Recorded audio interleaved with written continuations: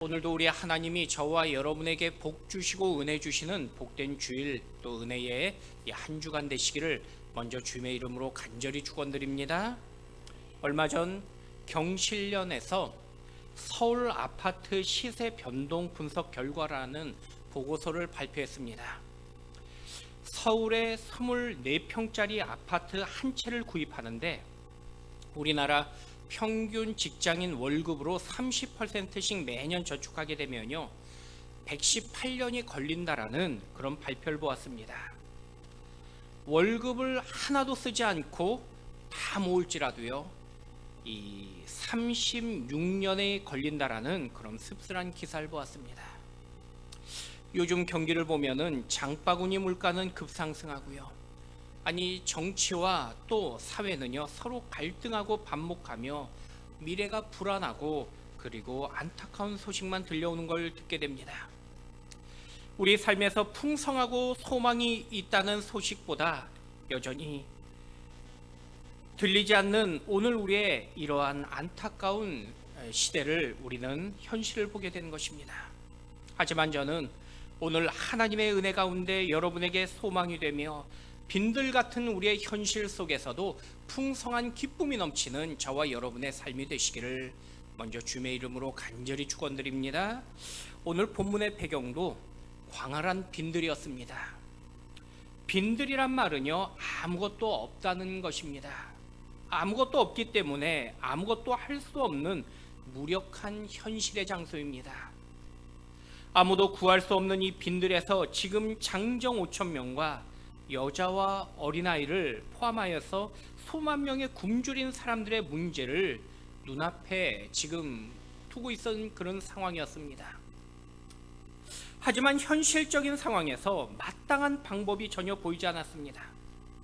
가장 현실적인 그런 방법이 있다면은 지금 예수님의 제자들의 제안처럼 그냥 각자 알아서 자신의 문제를 해결하라는 것이 바로 세상적인 그러한 방법일 뿐입니다. 하지만 주님은요 세상의 방법을 따르지 않으십니다. 오직 주님의 방법 가운데 여기 현실의 문제를 해결해 주십니다. 놀라운 사실은요 이 현실적으로 풀 수 없어 보였던 이 빈들의 아픔과 굶주림을 풍성한 기쁨과 잔치로 주님이 바꿔주십니다. 바로 오병이어로 5천 명을 먹이셨고 12바구니를 남기시는 그 기적의 사건을 말씀하는 것입니다. 여러분 오늘 우리의 삶도요 빈들 같은 삶일 수 있습니다. 아니 어쩌면은 본문의 상황보다 우리의 삶의 현실이 더 열악하고 그리고 안 좋을 수도 있습니다. 하지만 오늘 우리의 빈들 같은 현실에서도 놀랍게 하나님이 채워주시는 풍성함에 복된 시간이 있다고 우리에게 약속하고 계십니다. 여러분 그 약속의 주인공이 저와 여러분이 될 수 있기를 주님의 이름으로 다시 한번 간절히 축원드립니다. 그렇다면 오늘 본문에서 우리의 빈들 같은 그런 현실에서 어떻게 우리에게 풍요로운 기쁨의 잔치로 변할 수 있다라고 약속하고 계실까요? 자, 첫 번째는요 주님과 함께 할 때라고 말씀하고 계십니다. 오늘 본문의 배경을 이렇게 성경은 말씀하십니다. 우리 35절 말씀 다시 한번 같이 읽어보도록 하겠습니다. 때가 저물어 가매 제자들이 예수께 나와 여짜오되 이곳은 빈들이요 날도 저물어 가니. 사람들은 세상에서 환경이 좋고 조건이 좋을 때 우리가 행복할 수 있다라고 말합니다. 이왕이면 없는 것보다 가진 것이 풍성할 때 우리는 더 좋은 삶을 누릴 수 있을 것이라고 여깁니다. 그래서 돈도 더 많을수록 좋은 것이고 물질도요 더 많을수록 좋다라고 이야기합니다. 그런데 오늘 성경은요 세상 사람들이 볼 때 가장 행복할 조건과 그리고 불행하다고 여기는 그러한 조건의 장소가 서로 대비되어지며 말씀하고 계십니다. 먼저 가장 행복할 것이라고 여기는 곳은요 풍성한 왕의 궁전이었습니다. 반면 누가 봐도 불행하다고 여기는 장소가 바로 아무것도 갖추어져 있지 않는 빈들이라고 성경은 말씀하십니다. 그런데 오늘 본문이요 오늘 6장 21절부터 서로 대조되는 말씀을 하고 계신 것입니다. 먼저 궁전의 잔치가 소개되며 등장합니다. 바로 헤롯 왕궁의 잔치였습니다. 여러분, 왕궁의 잔치에는요, 인간이 즐겁고 행복할 수 있는 모든 조건을 다 갖춘 장소입니다. 왕궁 안에는요, 풍성한 음식들이 갖춰져 있고 또 음악들이 즐겁게 들려집니다. 수많은 사람들과 화려한 조명이 비추는 곳이 또한 왕궁이었습니다. 누가 봐도요, 그 장소에 있으면은 행복할 수밖에 없는 그러한 환경이며 그리고 상황입니다. 더욱이 왕궁의 잔치는요, 아무나 가는 곳이 아니었습니다. 왕의 초청을 받은 사람들로서 그래도 당시에 교양이 있고 그리고 품이 있는 사람들로만 채워지는 가득한 곳입니다. 이처럼 왕궁의 잔치는 세상에서 부러워하고 행복할 수 있는 모든 조건과 요소를 갖춘 곳입니다. 하지만 즐겁게 시작했던 이 잔치의 마지막에 세례 요한의 목이 쟁반에 담겨 올라옵니다. 지금까지의 즐거움과 기쁨은요, 한순간의 공포와 두려움으로 변해버린 것입니다. 여러분, 세상의 잔치는요, 아무리 행복할 수 있는 조건을 다 갖추고 있을지라도 결국은 불행할 수밖에 없는 것이 세상의 잔치며 세상의 모습이라는 것입니다. 또한 이것이 바로 세상의 풍요로움입니다. 반면 빈들이 등장합니다. 본문의 빈들이란 원어의 뜻은요, 광야를 의미합니다. 우리가 흔히 사막이란 말로 또 표현하기도 합니다. 여러분, 광야는요, 지금 아무것도 없는 장소일 뿐만 아니라 심지어 사람이 살 수조차도 없는 곳입니다. 누구도 광야에서 풍요롭게 살 수 없는 장소이기 때문입니다. 내가 누릴 수 없기 때문에 광야의 삶 속에 행복할 수 있는 조건과 요소는요, 아무것도 없는 곳입니다. 여러분, 상식적으로 풍요롭게 살기 위해서는요, 기본적으로 물이 있고요, 또 풀과 나무와 생명이 있어야 됩니다. 살기 좋은 온도와 지형을 갖춰야 그곳이 살기 좋은 장소가 되는 것입니다. 하지만 광야는요, 불편한 곳이었습니다. 아무것도 없기 때문입니다. 더욱이 주님 앞에 모인 사람들은 지금 교양 있고 품이 있는 사람들이 결코 아니었습니다. 주님 보실 때 단지 불쌍해 보이는 사람들 뿐입니다. 여기 지금 주님이 보실 때 불쌍하다는 의미는요, 세상적으로 보면은 수준 이하의 사람들이라는 의미입니다. 왜냐하면 당장에 도시락 하나가 갖춰져 있지 않아서 굶어야 되는 사람들이었기 때문입니다. 세상에서 고통받는 사람들이었고 또 이곳의 사람들은 능력이 없어서 소외받는 사람들이 지금 광야에 모여 있는 것입니다. 여러분, 내가 행복하지 않은 사람은요, 다른 사람에게도 행복함을 전해주지 못합니다. 내가 불행하다고 여기는 사람들이 가득 모여 있는 지금 이 장소가 빈들이었습니다. 이처럼 행복할 수 없는 사람들이 세상의 어떤 행복의 조건도 갖추지 못한 곳에 모인 곳이 지금 빈들이며 그리고 광야이며 사막이었습니다. 배고파하는 것을 보고 주님께서 제자들에게 먹을 것을 주라고 말씀하셨을 때도요, 어렵게 구했던 음식이 겨우 보리떡 5개와 물고기 2마리가 그 안에서 전부였습니다. 사람들 안에서 행복할 수 있는 어떤 조건이나 어떤 환경을 가지고 있는 그런 사람은 지금 빈들에 아무도 없었다는 것입니다. 그런데 빈들의 광야가 결국 기쁨의 축제로 변합니다. 배가 고파서 움츠리던 사람들이 이제는 배가 불러서 다리를 쭉 뻗고 그리고 서로 웃음소리가 가득해진 것입니다. 여러분, 이처럼 광야가 풍성한 기쁨으로 변할 수 있었던 비결은요, 세상의 어떤 조건이나 또 세상의 어떤 환경적인 요건을 갖췄고 채웠기 때문이 아니라는 것입니다. 지금 빈들이 헤롯의 궁전과 비교해서 세상의 여건이나 조건이 더 좋은 것을 갖추고 있는 것은 아무것도 없었습니다. 이처럼 행복의 기쁨의 잔치는요, 진정한 기쁨의 잔치는 사실 행복한 세상의 어떤 조건이나 또는 현실적인 여건을 채웠을 때 이루어진 것이 아니라는 것입니다. 대신 잔치의 주인이 누구냐인 것이 중요한 것입니다. 여러분, 헤롯 궁전의 잔치는요, 헤롯이 주인입니다. 반면 지금 빈들의 잔치의 주인은 예수님이라고 말씀하고 계십니다. 여러분, 아무것도 없는 이 광야가 풍성한 잔치가 될 수 있었던 그 비결이 바로 예수님 때문이라고 오늘 성경은 말씀하고 계십니다. 아무리 빈들과 같은 광야일지라도 예수님께서 주인 되시고 그곳에 함께 하시면은 바로 풍성한 잔치가 된다고 약속하고 있습니다. 여러분, 우리의 삶도요, 행복하기 위해 살아가는 인생들입니다.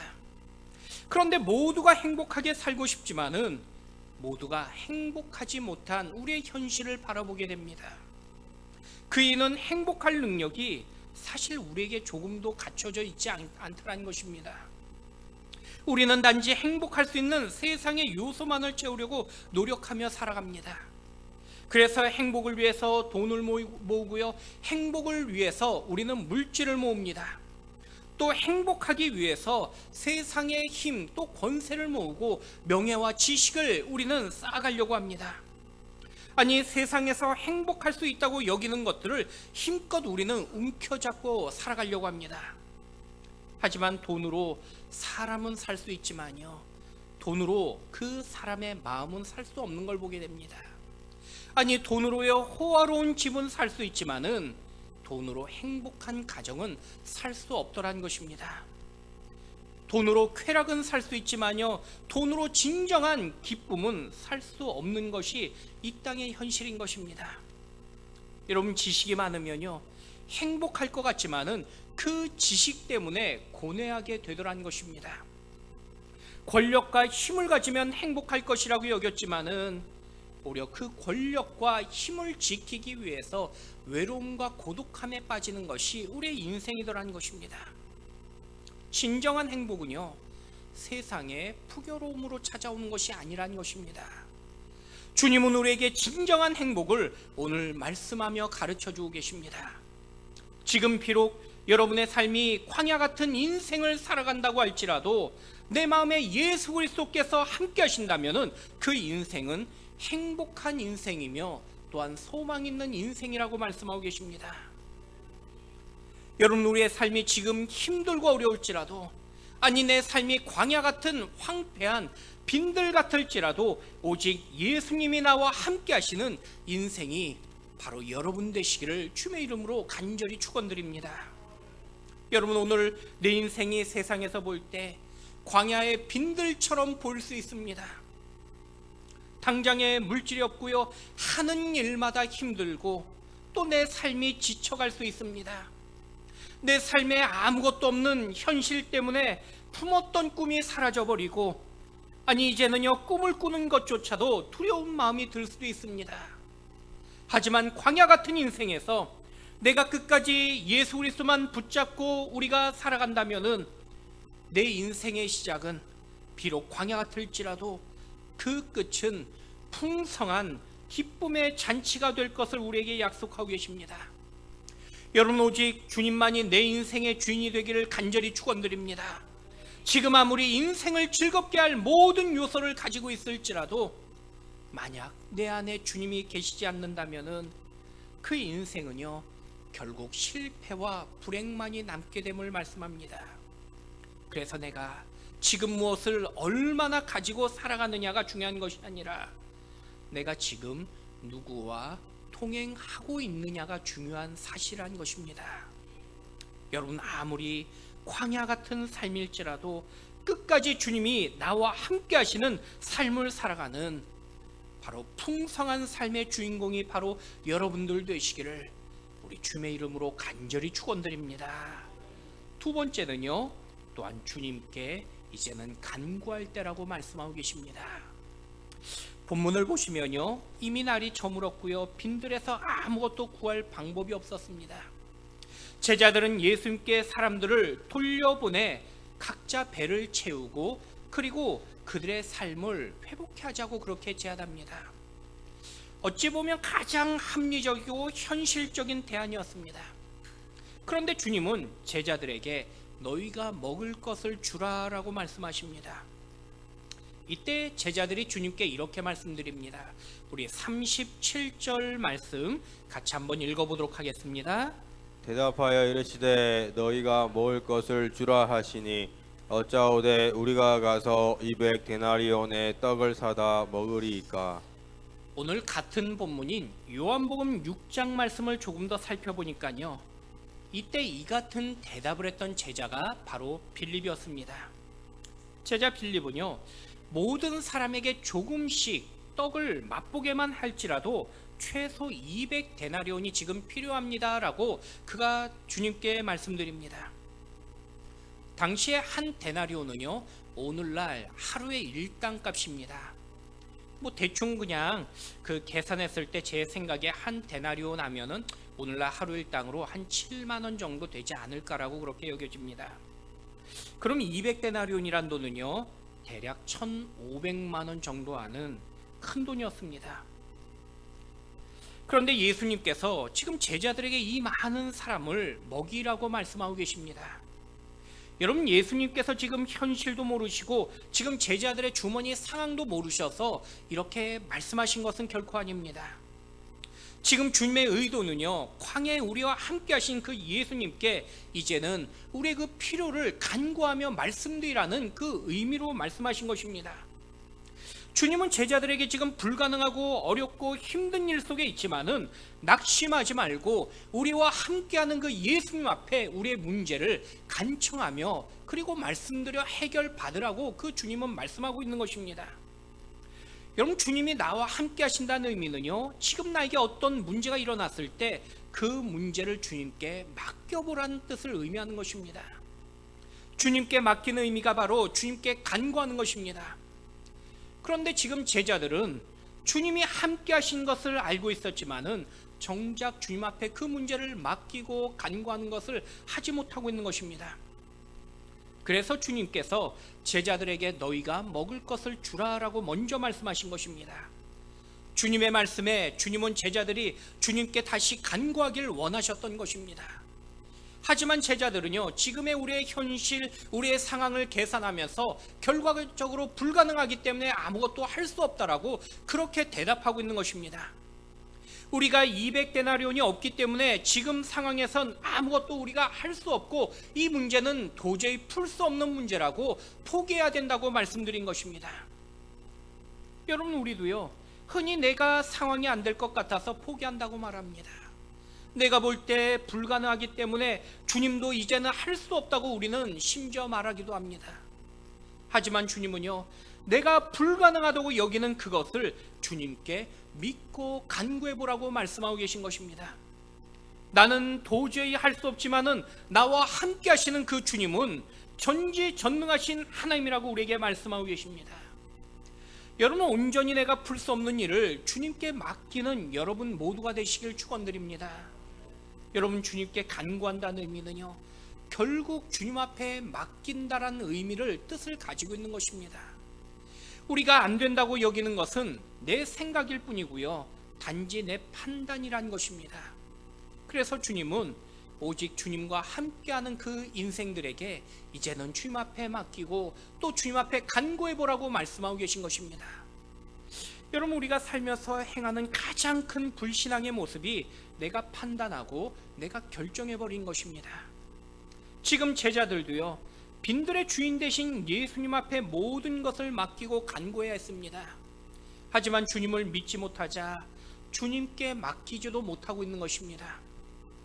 맡기지 못했기 때문에 구하지도 않는 것입니다. 여러분, 구하지 못하면요, 하나님의 기적도 일어나지 않더라는 것입니다.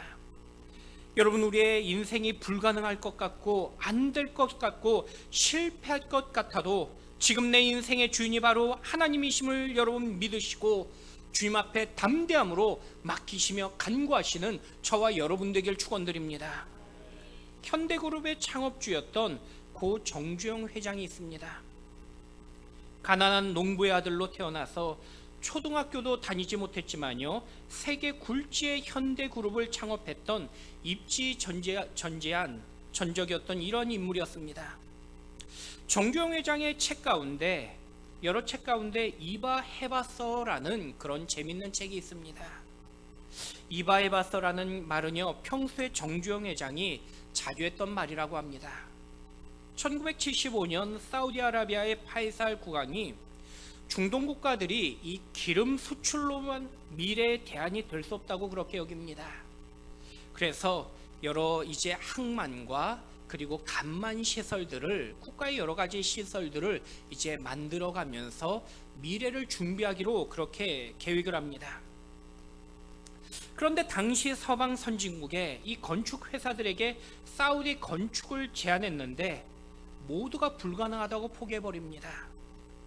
기술적인 문제보다도 이 건축에 필요한 물을 이 사막 안에서 구할 방법이 없었기 때문입니다. 결국 서방의 모든 나라가 포기해 버렸을 때 이 사우디 정부에서 대안으로 우리나라 정부에도 입찰을 제안하게 됩니다.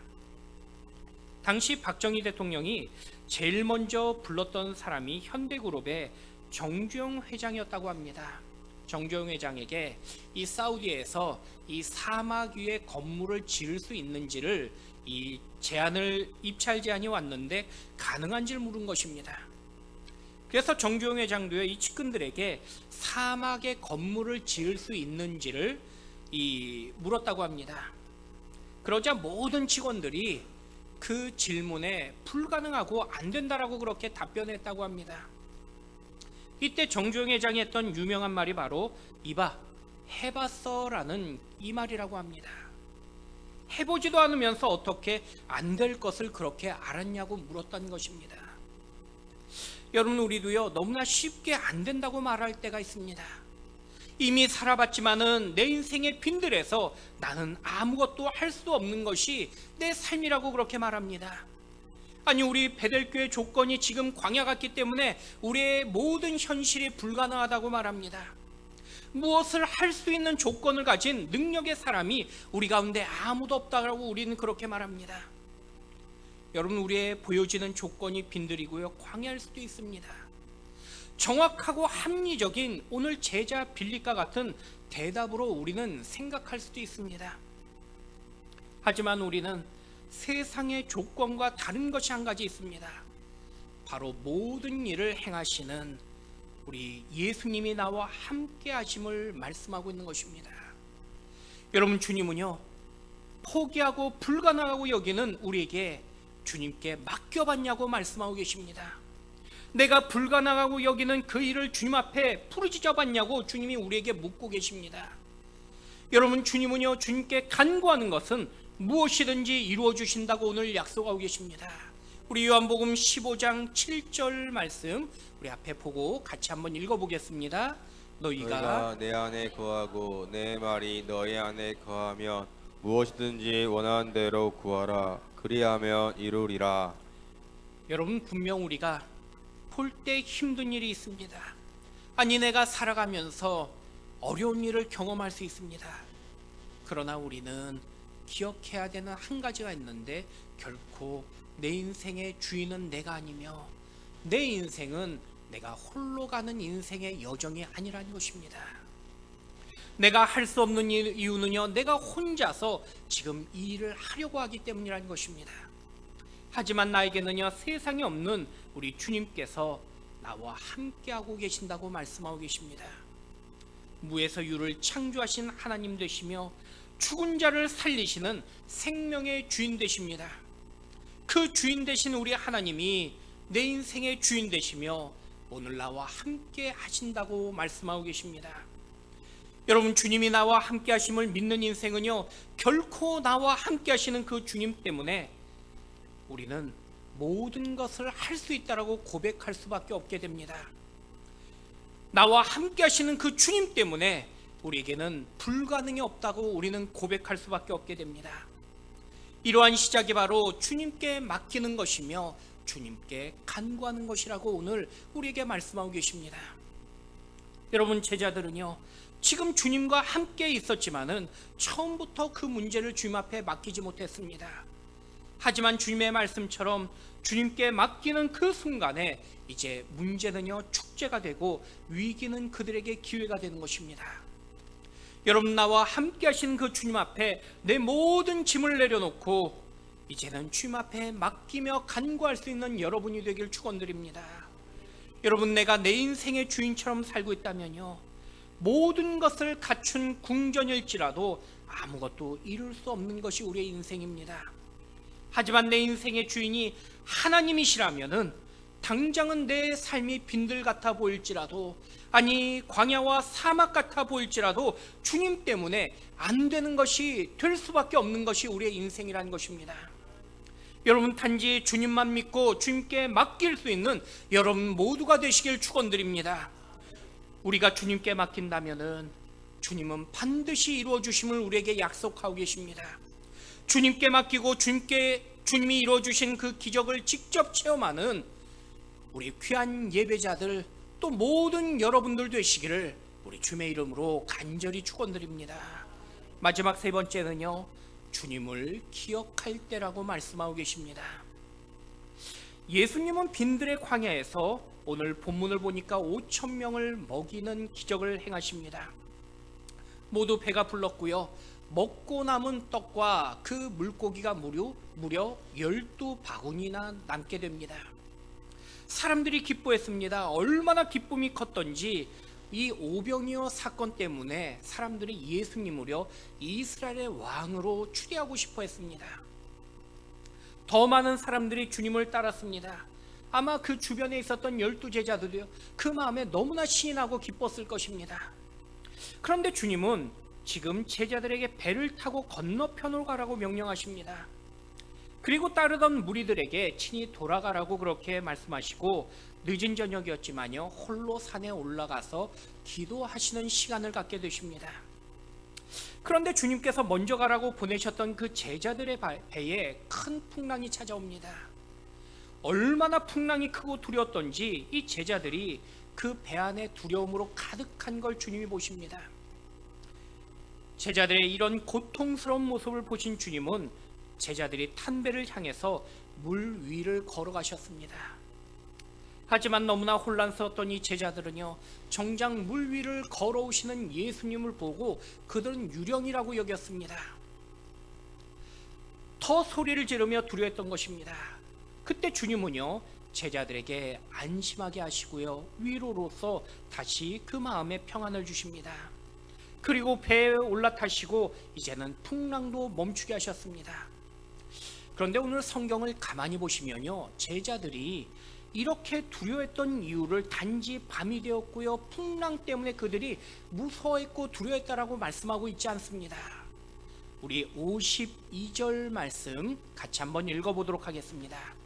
이는 그들이 그 떡 떼시던 일을 깨닫지 못하고 도리어 그 마음이 둔하여 졌음이로라. 여러분, 앞서 제자들은요 오병이어의 사건을 보면서 너무나 흥분하고 기뻐했습니다. 그들의 마음이 들떴고요 이제는 우리 주님이 왕이 되시고 우리는 예수님의 그 각 대신들 총리가 되어서 이 나라를 통치할 것이라고 그들은 예수님 때문에 즐거워하며 기뻐했던 것입니다. 그러나 정작 이 사건을 기억하지 못했기 때문에 순간 찾아온 풍랑에 그들은 두려워했다라고 성경은 말씀하고 계신 것입니다.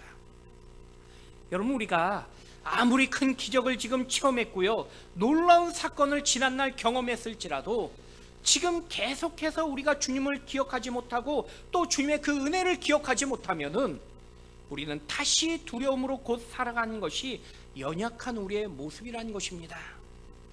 그만큼 우리는요 쉽게 잊어버리고 쉽게 흔들리는 인생들에 불과하다는 것입니다. 방금 죽은 자를 살리시는 그 주님의 역사를 체험했을지라도 그 은혜를 기억하지 못하면은 다시 옛사람으로 돌아가는 것이 우리의 모습이라는 것입니다. 그래서 제자들은요 조금 전 5천 명을 먹이셨던 그 기적을 체험했지만은 정작 주님을 잊어버리고 또 은혜를 기억하지 못하자 이 잠시 찾아온 이 일순간의 풍랑 속에서 그들은 큰 두려움에 빠져버린 것입니다.